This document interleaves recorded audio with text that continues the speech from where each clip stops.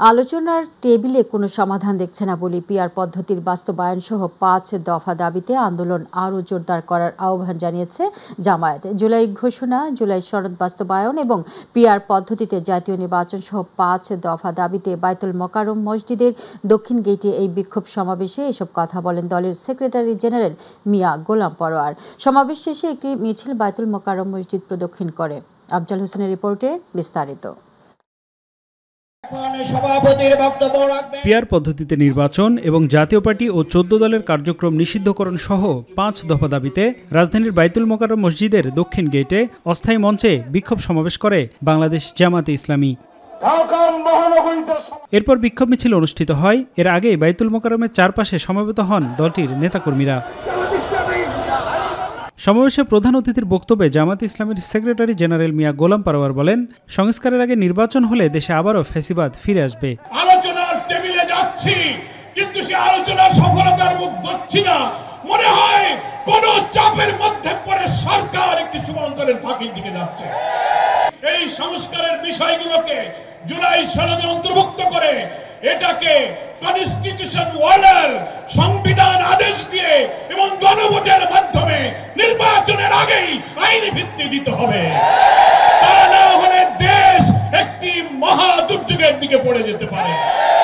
বিদ্যমান রাষ্ট্র কাঠামোতে যদি আবার নির্বাচন হয়, তাহলে এই কাঠামোতে আরেকটি ফ্যাসিবাদের জন্ম হবে। এই বিদ্যমান কাঠামোয় নির্বাচন হলে আরেকটি হাসিনার জন্ম হবে। বাংলার মানুষ আর ফ্যাসিবাদ জন্ম হতে দেবে না। এ সময় দলটির নেতারা পিআর পদ্ধতিতে নির্বাচনের দাবি করেন এবং সরকারের নিরপেক্ষতা নিয়ে প্রশ্ন তোলেন। সফল এবং সুন্দর পদ্ধতি হলো পিআর পদ্ধতি। এই পিআর পদ্ধতির ভিত্তিতে নির্বাচন হবে, লেভেল প্লেইং হবে, প্রশাসনের নিরপেক্ষতা নিশ্চিত করতে হবে। জুলাই সনদ বাস্তবায়ন করতে হবে। এই জুলাই সনদ বাস্তবায়নের ক্ষেত্রে কারা প্রতিবন্ধকতা সৃষ্টি করছে, জনগণ তাদেরকে চিহ্নিত করবে। আর এই জুলাই সনদ আইনি ভিত্তি দেওয়ার ক্ষেত্রে সরকারের ভিতরে থেকে যারা ডক্টর ইউনূস সাহেবকে কুপরামর্শ দিচ্ছেন, জনগণ অতীতের নয়, তাদেরকেও আগামী দিনে চিহ্নিত করবে। কেন্দ্র ঘোষিত কর্মসূচির অংশ হিসেবে আগামী ১৯ সেপ্টেম্বর বিভাগীয় শহরে বিক্ষোভ এবং আগামী ২৬ সেপ্টেম্বর দেশের সকল জেলা উপজেলায় বিক্ষোভ করবে জামায়াতে ইসলামী। আফজাল হোসেন, মাই টিভি, ঢাকা। অন্তর্বর্তী সরকার যদি কোনো চাপের মুখে পিআর পদ্ধতিতে নির্বাচন না দেয়, তবে জনগণই সেই নির্বাচন দিতে বাধ্য করবে বলে মন্তব্য করেছেন ইসলামী আন্দোলন বাংলাদেশের সিনিয়র নায়েবে আমির ও চরমোনাই পীর মুফতি ফয়জুল করিম। যদি ঐক্যমত্য কমিশন এই বিষয়ে সিদ্ধান্ত নিতে না পারে, তবে গণভোটের দাবি জানান তিনি। দুপুরে রাজধানীতে আয়োজিত বিক্ষোভ মিছিল পূর্ব এক সমাবেশে তিনি এসব কথা বলেন। আরও জানাচ্ছেন ইলিয়াস মাদবর। দেশের অর্থনীতি রাজধানীর বায়তুল মোকাররম জাতীয় মসজিদের উত্তর গেটে পিআর পদ্ধতিতে নির্বাচন সহ ৫ দফা দাবিতে বিক্ষোভ সমাবেশ করে ইসলামী আন্দোলন বাংলাদেশ। আন্দোলনের অংশ হিসাবে জুলাই সনদের ভিত্তিতে পিআর পদ্ধতিতে জাতীয় নির্বাচন আয়োজন, নির্বাচনে লেভেল প্লেইং ফিল্ড নিশ্চিত করা, গণহত্যার বিচার ও ফ্যাসিবাদের দোষরদের বিচারের আওতায় আনা এবং বিচারকালীন তাদের কার্যক্রম নিষিদ্ধ ঘোষণার দাবি করেছে সংগঠনটি। পিআর সিস্টেমে নির্বাচন দিতে হবে, এই জাতির দাবি। যদি আপনারা মনে করেন যে ঐক্যমত্য কমিশনে আপনার সিদ্ধান্ত বুঝতে না পারেন, সহজ কথা, আপনার গণভোট দেন। যদি জনগণ পিআর সিস্টেমে নির্বাচনের পক্ষে থাকে, তাহলে আমরা অবশ্যই দাবি করতে পারি।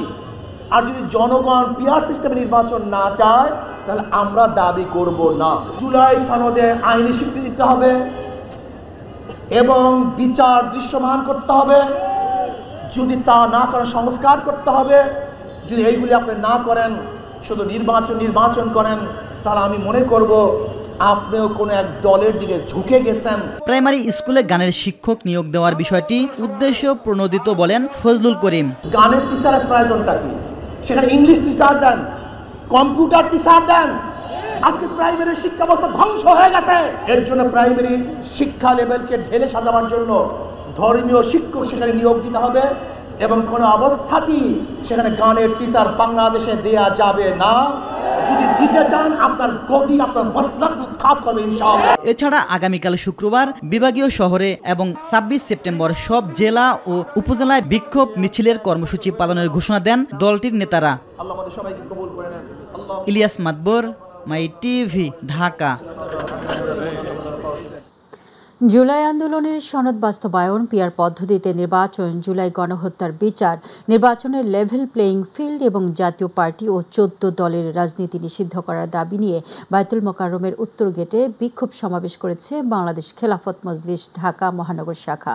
সমাবেশে খেলাফত মজলিসের নেতারা জুলাই সনদ এবং পিআর পদ্ধতি বাস্তবায়নে অন্তর্বর্তী সরকারের নেতিবাচক ভূমিকার জন্য ক্ষোভ প্রকাশ করেন। ফ্যাসিবাদের দোসর দলগুলোকে বাতিল করার দিকেও জোর দেন তারা। আর দাবি আদায় না হলে কঠোর কর্মসূচি নিয়ে আসার ঘোষণাও দিয়েছেন তারা। আমরা আশা করি আগামী ফেব্রুয়ারির আগেই অনেকগুলো বিচার দৃশ্যমান হয়ে যাবে। ঐক্যমত্যের মিটিং হয়েছে, অনেকগুলো আলোচনা হয়েছে। আলোচনায় আমরা কিছু বিষয়ে একমত হয়েছি, কিছু বিষয় বিজেন সহ আমরা একমত হয়েছি। আমরা চাই এই বিষয়গুলো এই সময় আমলে বাস্তবায়ন করতে হবে।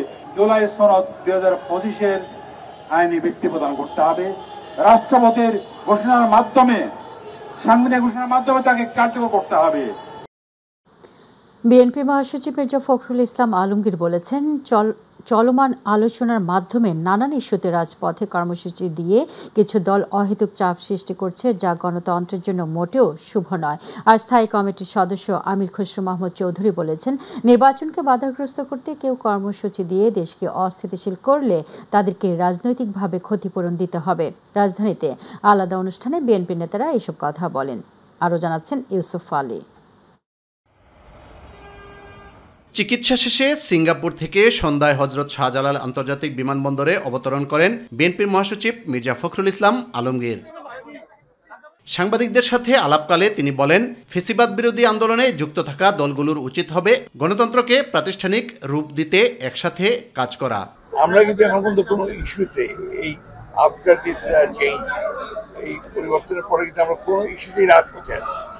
আমরা আলোচনার মাধ্যমেই সমস্ত কিছু সমাধান করতে চাচ্ছি।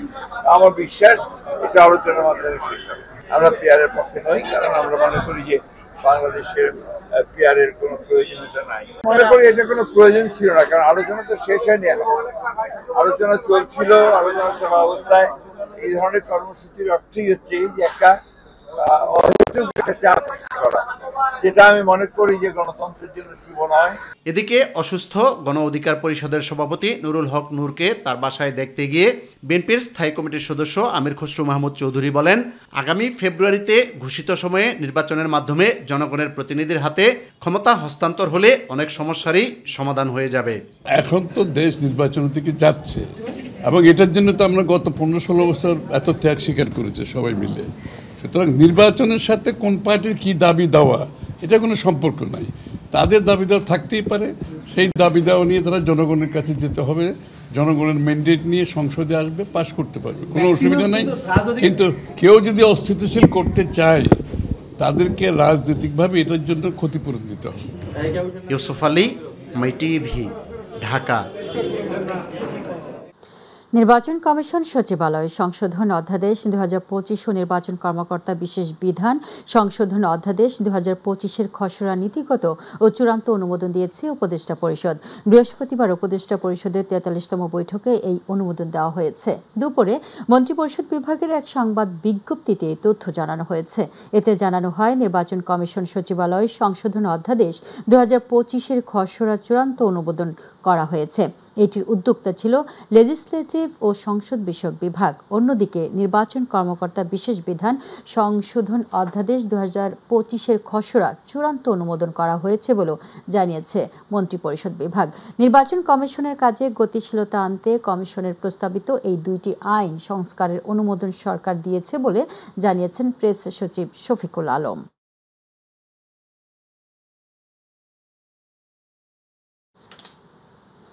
সংসদীয় আসনের সীমানা পুনর্নির্ধারণ নিয়ে বিরোধ রয়েছে। দেশের বিভিন্ন স্থানে বিক্ষোভও হয়েছে। এই বিষয়ে আদালতের নির্দেশনা বাস্তবায়ন করবে নির্বাচন কমিশন, এমনটা জানিয়েছেন কমিশনের সিনিয়র সচিব আখতার আহমেদ। দুপুরে নির্বাচন ভবনে সাংবাদিকদের সঙ্গে আলাপকালে এই কথা বলেন তিনি। এই সময় তিনি জানান, আসন্ন জাতীয় নির্বাচনের জন্য প্রয়োজনীয় সামগ্রীর 70% কেনাকাটা ইতোমধ্যেই সম্পন্ন হয়েছে। আগামী 31 অক্টোবর চূড়ান্ত ভোটার তালিকা প্রকাশ করা হবে বলে জানান তিনি। আরও জানাচ্ছেন আতিকুর রহমান তিতাস। আগামী বছর ফেব্রুয়ারিতে জাতীয় সংসদ নির্বাচন অনুষ্ঠিত হবে এমন পরিকল্পনা মাথায় নিয়েই কাজ করছে নির্বাচন কমিশন। দল নিবন্ধন চূড়ান্ত, সংলাপ শুরুর নির্ধারিত তারিখ এবং পর্যবেক্ষক সংস্থার নিবন্ধন চূড়ান্ত করতে ব্যস্ত ইসি।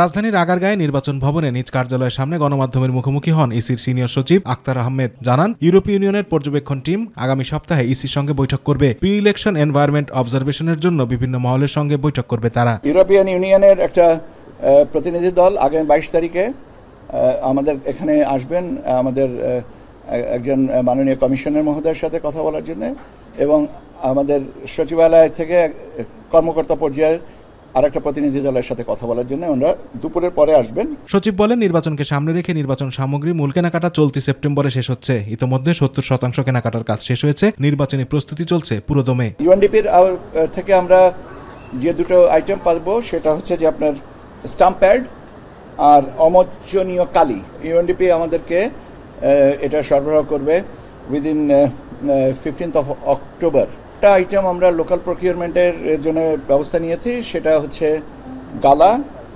স্বচ্ছ ব্যালট বক্সের lock, official seal, marking seal, brush seal, hessian বড় ব্যাগ, হেসিয়ান ছোট ব্যাগ, গানি ব্যাগ। এখন পর্যন্ত এটা পৌঁছে গেছে অলমোস্ট 70%, এবং আমরা সেপ্টেম্বরের ভিতরে বাকিটুকু পেয়ে যাব।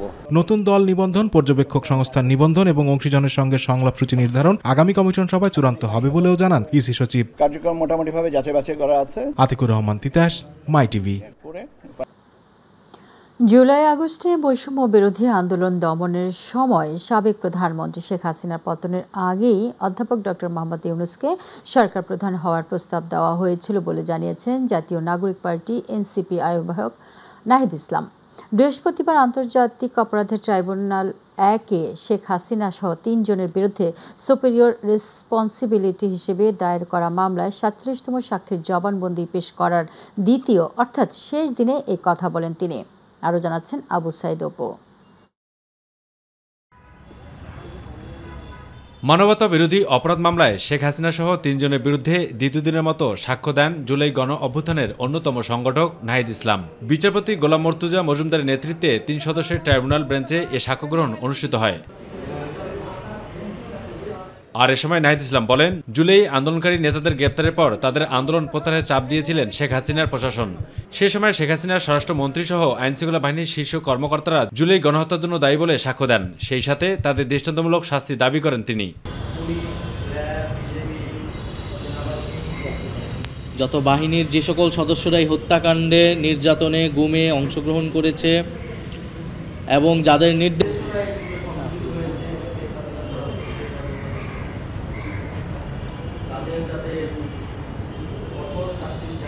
তবে এর আগে গতকালের জবানবন্দিতে জুলাই আন্দোলনের সাধারণ শিক্ষার্থীদের ওপর আওয়ামী ছাত্রলীগের দমন পীড়নের বর্ণনা দেন নাহিদ ইসলাম। পরে শেখ হাসিনার আইনজীবী জেরাও করেন নাহিদ ইসলামকে।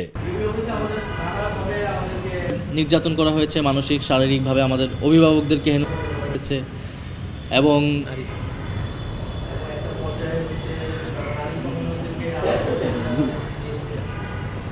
একটা পর্যায়ে তারা আমাদেরকে হুমকি দিয়ে জোরপূর্বক আমাদের দেশেই লিখিত বক্তব্যটি পাঠ করায়। অপরদিকে জুলাই গণ অভ্যুত্থানে রাজধানীর রামপুরায় সাদের কার্নিশে ঝুলে থাকা আমির হোসেনকে গুলি করা সহ 2 জনকে হত্যার ঘটনায় মানবতা বিরোধী অপরাধের মামলায় ডিএমপির সাবেক কমিশনার হাবিবুর রহমান সহ 5 জনের বিরুদ্ধে আনুষ্ঠানিক অভিযোগ গঠন করে বিচার শুরুর আদেশ দিয়েছে আন্তর্জাতিক অপরাধ ট্রাইব্যুনাল। একই সঙ্গে সূচনা বক্তব্য উপস্থাপনের জন্য আগামী 16 অক্টোবর দিন ধার্য করা হয়েছে। এই পর্যন্ত একজন প্রত্যক্ষদর্শী, একজন মূল সমন্বয়ক, একজন ভুক্তভোগী ভিকটিম হিসাবে তিনি যা কিছু বলেছেন সেটা এই মামলার প্রেক্ষাপট প্রতিষ্ঠার জন্য, এই মামলার বিষয়বস্তুর মধ্যে আসামিদের কোথায় কি ভূমিকা ছিল সেই বিষয়গুলো তিনি অত্যন্ত স্পষ্ট করে তুলে ধরেছেন। আবু সাইদ অপু, মাই টিভি, ঢাকা। এবার ছাত্র সংসদ নির্বাচনের খবর।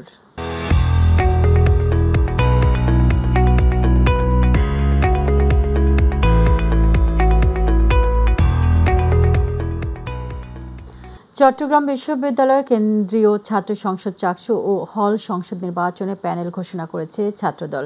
তাদের প্যানেল থেকে ভিপি পদে লড়বেন দর্শন বিভাগের শিক্ষার্থী সাজ্জাদ হোসেন এবং সাধারণ সম্পাদক পদে প্রার্থী হয়েছেন ক্রীড়া বিজ্ঞান বিভাগের মোহাম্মদ সাফায়েত হোসেন।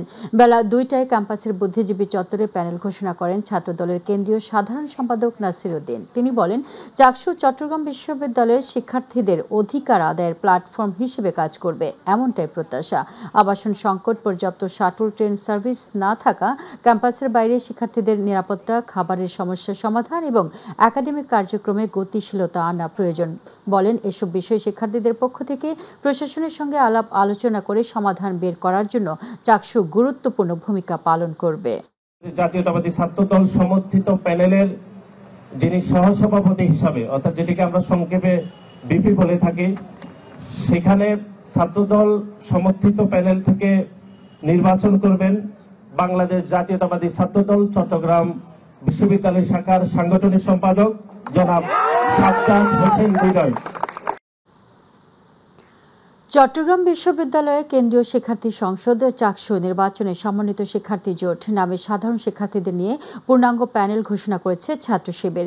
বৃহস্পতিবার দুপুর 2:30টার দিকে বিশ্ববিদ্যালয়ের জারুলতলায় এক সংবাদ সম্মেলনে এই ঘোষণা দেন সংগঠনটির কেন্দ্রীয় মানব সম্পদ ব্যবস্থাপনা সম্পাদক সাইদুল ইসলাম।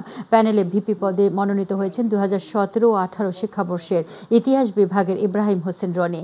জিএস পদে রয়েছেন 2019-20 শিক্ষাবর্ষের ইতিহাস বিভাগের শিক্ষার্থী ও শাখা ছাত্র শিবিরের সাহিত্য সম্পাদক সাইদ বিন হাবিব এবং এজিএস পদে মনোনীত হয়েছেন সাজ্জাদ হোসেন মুন্না। বিভিন্ন সম্প্রদায়ের শিক্ষার্থীরা এখানে পড়াশোনা করেন। সেই জায়গা থেকে আমরা বাংলাদেশ ইসলামী ছাত্র শিবির সমর্থিত প্যানেল যে জোট হবে, সে জোটের নাম নির্ধারণ করেছি সম্প্রীতির শিক্ষার্থী জোট। আমি আবার রিপিট করছি, সম্প্রীতির শিক্ষার্থী জোট। সহ খেলাধুলা ও ক্রীড়া সম্পাদক পদে নির্বাচন করবেন ইসলামিক স্টাডিজ ডিপার্টমেন্টের শিক্ষার্থী মোহাম্মদ শাহপান মারুফ। সাহিত্য, সাংস্কৃতিক ও প্রকাশনা সম্পাদক পদে নির্বাচন করবেন আরবি বিভাগের শিক্ষার্থী চট্টগ্রাম বিশ্ববিদ্যালয় ছাত্র শিবিরের সম্মানিত সাংস্কৃতিক সম্পাদক হারেজুল ইসলাম। চতুর্থ দিনের মতো রাকসু, হল সংসদ ও সিনেট ছাত্র প্রতিনিধি নির্বাচন ঘিরে পুরো ক্যাম্পাস জুড়ে চলছে প্রার্থীদের জমজমাট প্রচারণা। 11টি প্যানেল এবং স্বতন্ত্র মিলিয়ে 903 জন প্রার্থী দিন রাত চালাচ্ছেন প্রচারণা। বিশ্ববিদ্যালয়ের টুকিটাকি চত্বর, পরিবহন মার্কেট, চারুকলা অনুষদ ও একাডেমিক ভবন সংলগ্ন সড়কগুলোয় লিফলেট বিতরণ করেছেন ছাত্রদল ও ছাত্র শিবিরের মনোনীত প্রার্থীরা। এছাড়াও বিভিন্ন প্যানেলের পাশাপাশি স্বতন্ত্র প্রার্থীরাও প্রচারে পিছিয়ে নেই। এদিকে রাকসুদের সাবেক 3 সমন্বয়ক আধিপত্য বিরোধী ঐক্য প্যানেলে প্রতিদ্বন্দ্বিতা করছেন। তারা শিক্ষার্থীদের কাছে জুলাইয়ের প্রতিশ্রুতি অনুযায়ী ক্যাম্পাসকে শিক্ষার্থী বান্ধব করার অঙ্গীকার ব্যক্ত করছেন। এবার রাকসু নির্বাচনে কেন্দ্রীয় সংসদ, হল সংসদ ও সিনেট ছাত্র প্রতিনিধি মিলিয়ে 903 প্রার্থী প্রতিদ্বন্দ্বিতা করছেন। রাকসু ও চাকসু নির্বাচন নিয়ে কোনো উদ্বেগ নেই বলে জানিয়েছেন স্বরাষ্ট্র উপদেষ্টা অবসরপ্রাপ্ত লেফটেন্যান্ট জেনারেল জাহাঙ্গীর আলম চৌধুরী। দুপুরে নির্বাচন উপলক্ষে সার্বিক প্রস্তুতি ও আইন শৃঙ্খলা পরিস্থিতি বিষয়ক সভা শেষে এই কথা জানান তিনি। স্বরাষ্ট্র উপদেষ্টা বলেন, রাকসু ও চাকসু নির্বাচনে মেশিনের মাধ্যমে ভোট গণনার পরামর্শ এসেছে। আরও জানাচ্ছেন রাকিব হাসান। আসন্ন রাজশাহী বিশ্ববিদ্যালয় কেন্দ্রীয় ছাত্র সংসদ, রাকসু ও চট্টগ্রাম বিশ্ববিদ্যালয় কেন্দ্রীয় ছাত্র সংসদ চাকসু নির্বাচন উপলক্ষে সার্বিক প্রস্তুতি ও আইন শৃঙ্খলা পরিস্থিতি বিষয়ক সভা অনুষ্ঠিত হয় স্বরাষ্ট্র মন্ত্রণালয়ের সভাকক্ষে। সভা শেষে সাংবাদিকদের প্রশ্নের জবাবে স্বরাষ্ট্র উপদেষ্টা জানান, রাকসু ও চাকসু নির্বাচন নিয়ে কোনো উদ্বেগ নেই। এই দুটো নির্বাচনের ক্ষেত্রে তাদের কোনো উদ্বেগ নেই এবং নির্বাচনটা দুটোই খুব ভালোভাবে হবে আমরা আশা করি, এবং আপনাদের সাহায্য এবং সহযোগিতা আমাদের দরকার। এই দুটি বিশ্ববিদ্যালয়ের ছাত্র সংসদ নির্বাচনে ভোট গণনা হবে ওএমআর মেশিনে এবং নির্বাচনগুলোর অভিজ্ঞতা জাতীয় নির্বাচনে প্রয়োগ করা হবে বলেও জানান স্বরাষ্ট্র উপদেষ্টা। এখানে দেখতেন দুইটার ডিফারেন্স হয়তো একটা হলো মেশিনের মাধ্যমে করছে ওএমআর পদ্ধতি, আর একটা হলো হাতে গোনা। তো এখন যদি মেশিনে করলে তো তারা তো সময় লাগে না, তা আমরা তারা নিজেদের ভিতরে আলোচনা করছে যে মেশিনে যেন গণনাটা হয়। সবাই একটি সুষ্ঠু নির্বাচন চায় জানিয়ে শিক্ষা উপদেষ্টা বলেন, ছাত্র সংসদ নির্বাচনকে কেন্দ্র করে বিশ্ববিদ্যালয়গুলোতে উৎসবমুখর পরিবেশ বিরাজ করছে। অনেক উৎসাহ উদ্দীপনা নাকি বিরাজ করছে দুটো প্রতিষ্ঠানই, এবং আমরা আশা করি ভালো মতো নির্বাচন দুটো সম্পন্ন হবে। রাকিব হাসান, মাই টিভি, ঢাকা। আসন্ন জাতীয় সংসদ নির্বাচন ও পবিত্র রমজানের কারণে অমর একুশে বইমেলা 2026 শুরু হবে চলতি বছরের 17 ডিসেম্বর থেকে। বৃহস্পতিবার বাংলা একাডেমির মহাপরিচালক অধ্যাপক মোহাম্মদ আজম স্বাক্ষরিত এক সংবাদ বিজ্ঞপ্তিতে এই তথ্য জানানো হয়েছে। এতে বলা হয়েছে, বৃহস্পতিবার বিকেলে বাংলা একাডেমির শহীদ মুনীর চৌধুরী সভাকক্ষে অমর একুশে বইমেলা 2026-এর তারিখ নির্ধারণ সংক্রান্ত এক সভা অনুষ্ঠিত হয়। সভাপতিত্ব করেন সংস্কৃতি বিষয়ক মন্ত্রণালয়ের সচিব মোহাম্মদ মফিদুর রহমান। সভায় আসন্ন জাতীয় সংসদ নির্বাচন ও পবিত্র রমজানের পরিপ্রেক্ষিতে অমর একুশে বইমেলা 2026-এর তারিখ আগামী 17 ডিসেম্বর 2025 থেকে 17 জানুয়ারি 2026 পর্যন্ত নির্ধারণ করা হয়। দুর্নীতি প্রতিরোধ করতে না পারলে সুষ্ঠু নির্বাচন সম্ভব নয়। রাজনৈতিক সংস্কৃতি পরিবর্তন করা দরকার। রাজনীতিবিদদের মধ্যে একে অপরের সাথে সৌন্দর্যপূর্ণ আচরণ থাকা দরকার। রাজধানীর সেটআপ মিলনায়তনে এক গোলটেবিল বৈঠকে বিভিন্ন রাজনৈতিক দলের নেতা, বিশিষ্ট ব্যক্তি ও বিশেষজ্ঞরা এমন মন্তব্য করেন। গণতন্ত্রের রক্ষার জন্য নির্বাচনের কোনো বিকল্প নেই বলেও জানান বক্তারা। আরও জানাচ্ছেন শিমুল খান। সকালে রাজধানীর সিডাপ মিলনায়তনে গণতান্ত্রিক পুনর্গঠনের জন্য সংলাপ, নিরাপত্তা, দুর্নীতি ও জ্বালানি নিয়ে রাজনৈতিক ব্যক্তি ও বিশিষ্টজনদের নিয়ে আলোচনা সভা অনুষ্ঠিত হয়। বৈঠকে পুলিশ বাহিনীর সদস্যদের নিয়েও কথা বলেন গণ অধিকার পরিষদের এই নেতা। 2018 এবং 24 সালের ইলেকশনে কারা দায়িত্ব পালন করেছেন? ওই সময় যারা ইউনো ছিলেন তারা কিন্তু আজকে ডিসি, ওই সময় যারা ওসি দায়িত্বে ছিলেন তারা কিন্তু এখনো বহাল তবিয়তে রয়েছে। এখন আপনি পূর্বের সেটআপকে জারি রেখে আগামী জাতীয় নির্বাচনের কল্পনা করবেন, চিন্তা করবেন, এটা কিন্তু সম্ভব না। দুদক একটি দাঁতহীন প্রতিষ্ঠান। দুদক নামে মাত্র দুর্নীতির অনুসন্ধান করে। মূলত এরাই দুর্নীতিকে আশ্রয় এবং প্রশ্রয় দেয়। পেশকারকে দেওয়ার জন্য, পিয়নদেরকে দেওয়ার জন্য, যে ঘাটে ঘাটে টাকা দেওয়ার জন্য, এটা কিন্তু এখন আর দুর্নীতির পর্যায়ে নাই, এটা একটা অধিকারের পর্যায়ে পৌঁছে গেছে। বিদ্যুৎ ও জ্বালানি খাতের দুর্নীতি নিয়ে কথা বলেন উপদেষ্টা। তিনি বলেন, আগামী সরকার আসলে বুঝতে পারবে যে দুর্নীতির কাঠামো ভেঙে দেওয়া হয়েছে। আমি যে 3টা বিভাগ দেখি, সেই 3টা মন্ত্রণালয় দেখি, সেখানে আমরা 45,000 কোটি টাকা সাশ্রয় করতে সক্ষম। আমরা সবসময় অতীতে কে দুর্নীতি করতেছে সেটার অনুসন্ধান করি, কিন্তু বর্তমানে কে দুর্নীতি করতেছে তাকে অনুসন্ধান করি না। আমি চাই যে আমাকে অনুসন্ধান করুক, আজকে দেখুক যে আমি এতে দুর্নীতি করতে। বিশ্ববিদ্যালয়ের ভিসিরা দুর্নীতিতে উন্মাদ হয়ে গেছে। বিচার বিভাগেও দুর্নীতির উচ্চ পন্থায় পৌঁছে গেছে বলে মন্তব্য করে বক্তারা। সমস্ত বিশ্ববিদ্যালয়ের ভিসিগুলো কিভাবে দুর্নীতি করেছে, এবং দুর্নীতি করেছে তারা করেছে, শিক্ষকরা করেছে, এবং ছাত্রদেরকে দুর্নীতির মধ্যে জড়িয়ে দিয়েছে। আগামী ফেব্রুয়ারিতে অবাধ, সুষ্ঠু ও নিরপেক্ষ নির্বাচন করতে সব রাজনৈতিক দল একমত পোষণ করে। নিজের মন্তব্য তুলে ধরেন বিএনপির স্থায়ী কমিটির সদস্য ডক্টর আব্দুল মঈন খান। একটি সুষ্ঠু নিরপেক্ষ নির্বাচন যেটি আগামী ফেব্রুয়ারিতে হবে সরকার ঘোষণা দিয়েছে, এবং আমি বিশ্বাস করি বাংলাদেশের সব রাজনৈতিক দল সে বিষয়ে ইতিমধ্যে একমত হয়েছে। আমাদের নির্বাচনী অঙ্গনকে পরিচ্ছন্ন করতে হবে, আমাদের রাজনৈতিক অঙ্গনকে পরিচ্ছন্ন করতে হবে, একই সাথে আমাদের টাকার খেলা বন্ধ করতে হবে। এ সময় আগামী নির্বাচনে জয়ীদের পররাষ্ট্র নীতির ব্যাপারে জোর দেওয়ার দাবি জানান বক্তারা। শিমুল খান, মাই টিভি, ঢাকা।